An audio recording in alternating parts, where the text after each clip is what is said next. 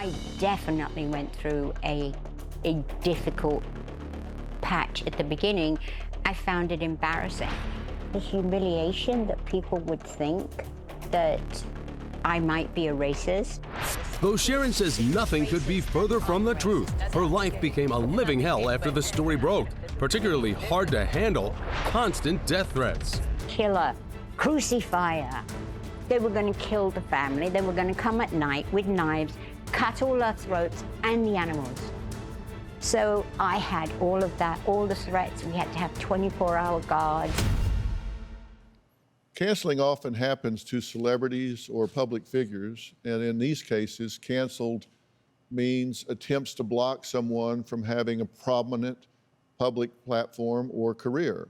The clip you just saw is courtesy of dailymail.com, who talked to Sharon Osbourne about this issue in an exclusive interview. Now, I just want to say I've known Sharon and Ozzy and the whole family for 20 years.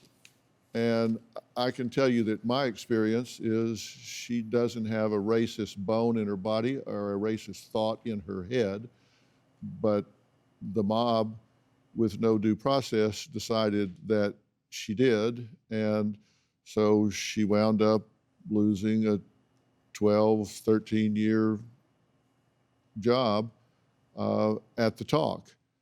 And it really was painful. And for those people who went online and tweeted and all of that, you know, it was just something they did. Some of them may have believed what they were saying, but I know they were uninformed because I know her and they don't.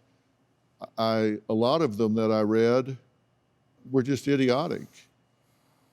I want to come over there and slit your throat. I'm going to kill all of your animals. I'm going to kill your children. I mean, really? I mean, how does that move forward? Zoe Kravitz, after Will Smith stormed the stage and slapped Chris Rock for making a joke about his wife Jada Pinkett Smith, Zoe Kravitz, who was also in attendance at the Oscars, commented, like half of America. In March 2022, she posted pictures of herself from the evening on Instagram with the caption, and here's a picture of my dress at the party after the award show, where we are apparently screaming profanities and assaulting people on stage now. She received swift backlash for calling Will Smith out for storming on stage and slapping Chris Rock in the face. In a later interview with Wall Street Journal, she reflected on cancel culture and said, "It's a scary time to have an opinion or to say the wrong thing or to make controversial art or statements or thoughts on anything. It's mostly scary because art's about conversation and the internet is the opposite of conversation." Mm-hmm. Greg, you said that about Zoe Kravitz, it was wrong for them to try to cancel her, right?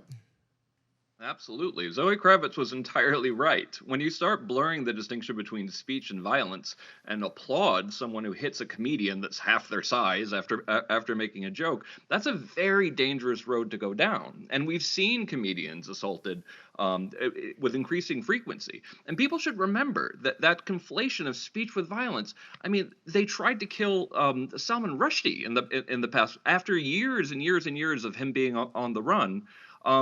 Someone actually finally was able to get to them. Like, when you start going down the road of conflating the expression of opinion, art with violence, where it ends is a very bad place. You just wonder if there's a contagion effect when you see something like that happen. Absolutely. On the Oscars, and then not long after, somebody storms the stage and stabs Rushdie. So, is there a contagion effect? But yet, the internet attacks her for making that comment. Do you have a story or a question for me? Click the link in the description and tell me what in the world is going on.